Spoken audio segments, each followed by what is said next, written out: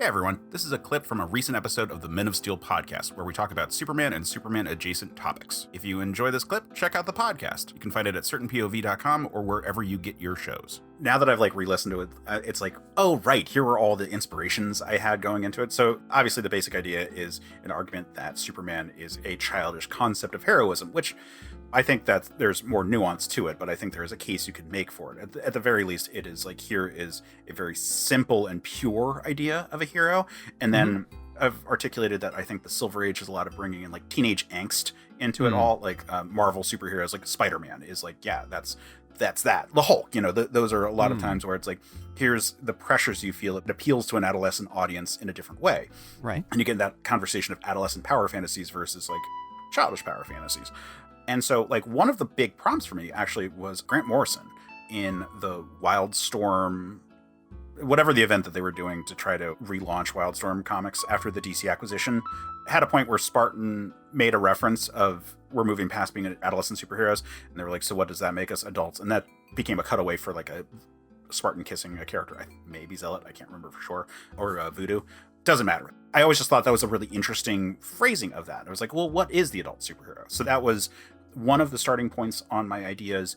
Obviously, there's some references to Superman Red Sun in there with the fewer people wearing seatbelts kind of concept. Yes. I always loved that. Why not put the whole world in a bottle? Yeah, I thought that was a really fun idea right there, that people would be reliant on Superman. So I kind of wanted to play with that. Mm-hmm. What version of Lex is this even in this non-specific, legally distinct Lex Luthor Superman scenario? There's something I always enjoy about... I have not read Superman as exhaustively as both of y'all, but there is something I love about many different versions of Lex Luthor, which is how caught up does he get in his own worldview. And there is something to this monologue where you read it, and it does explore that notion and that idea, and you don't necessarily need to agree with it, because it's right there in the title, the villain, and you're arguing about who is the villain. Right. And we are conditioned to believe that it is the one standing monologuing to his fallen foe. But is it? Is it not?